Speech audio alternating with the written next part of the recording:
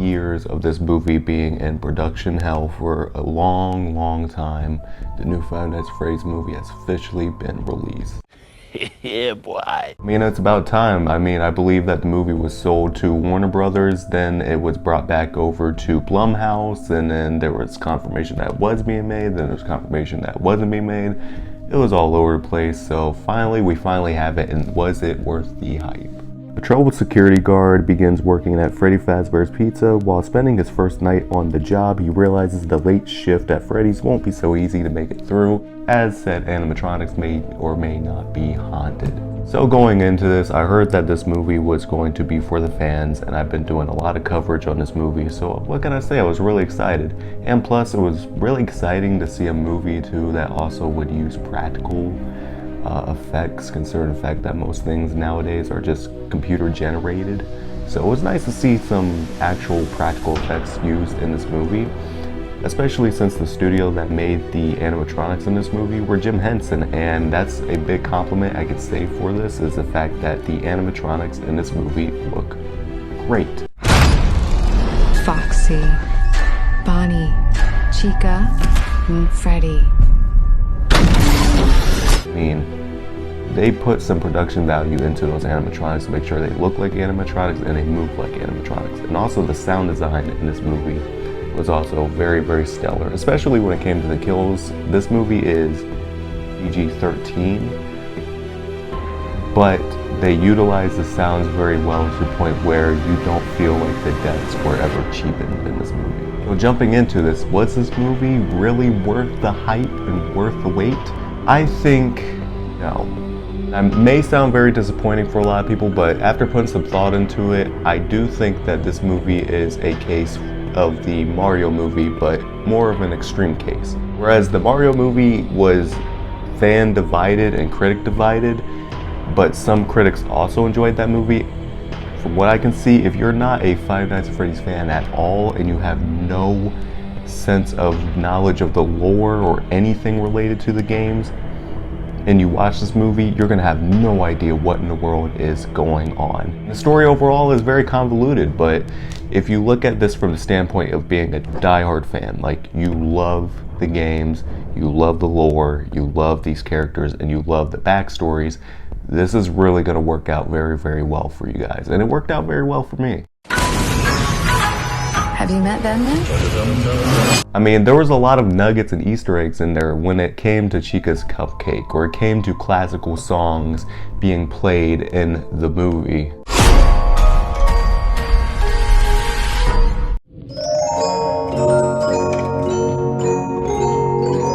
They got it down, and even down to the look of it, it was downright like one for one from the games. Like, this was everything that we wanted. And there were even some story beats that I saw coming, but it was still satisfying to see on screen, especially as a fan. I guess my biggest problem that I have is the fact that, again, if you're trying to introduce somebody into the world of Five Nights at Freddy's, I don't think the best way to do it is to have them watch this movie, because again, they're gonna watch this and really have like no idea what's going on. And even if they do catch up on the story, there's a lot of things that are not really explained that well in this, to the point where they would be able to jump aboard and be able to grasp a couple of things. But since I'm one of the people who has knowledge of those games and knowledge of the lore, I'm able to pick up on those details very easily because I already know what they're doing.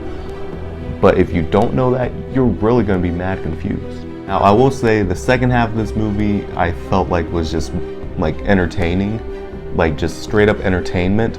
The first half was set up, and I think that was actually the best half. That's where most of the creepy atmosphere was at. But once that creepy atmosphere is gone and they kind of start getting a little bit cutesy at some parts of the movie, and you'll see what I'm talking about, it doesn't really work as well. But the ending of the movie, I think, actually made up for it, considering the fact that it did something I knew that they were going to do, but at the same time, it was done very effectively. I didn't think I would see Josh Hutcherson in another movie for a while, so the fact that he was playing Mike Schmidt in this movie, he was really good. They did something interesting with his character where they played around with his dreams, and that's as much as I could say without getting into spoilers. I do plan on doing a spoiler review, but what they did with his character I actually really liked. And for him playing the character of Mike Schmidt, they did a really good job for his character. I will admit that. For a video game movie, he was a solid character. I mean, he wasn't anything revolutionary, he was just solid enough. Oh, of course, what you guys are coming here for is to wonder how good is Matthew Lillard. For the little screen time he had, he was really good. What's wrong with you? Yeah, that was a major disappointment in this movie, in my opinion, was the fact that we didn't get to see enough of Matthew Lillard. We all know who he is. If we know the lore, we all know who he is. So we almost were expecting to see more of him, but we didn't.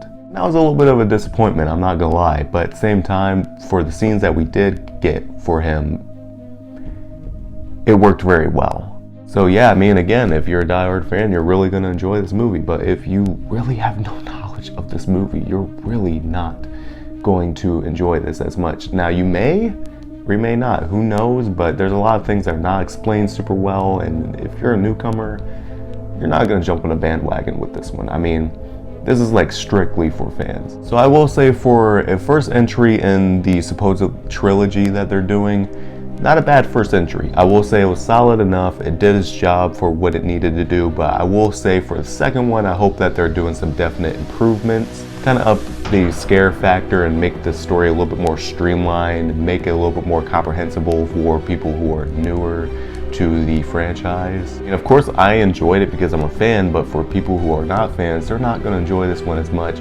And even as a fan, I will say that there were elements in there that I think did not work quite as well, and there were some pacing issues.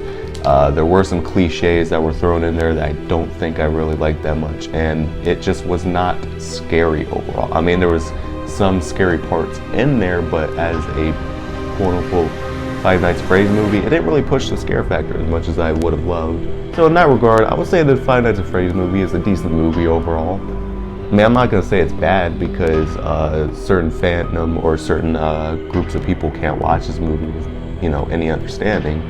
It's just that due to the fact that a lot of people aren't going to understand, I can't really give this one that high of a rating. And plus, there were some technical issues that I did have with this overall. That's my review for a Five Nights at Freddy's movie. I do have a spoiler review coming out, and if you guys have already seen the movie, comment below what you guys thought. And if you guys are excited to see this, let me know down below in the comment section. Comment below and let me know. And as always, if you guys like the video, I'm not gonna say it.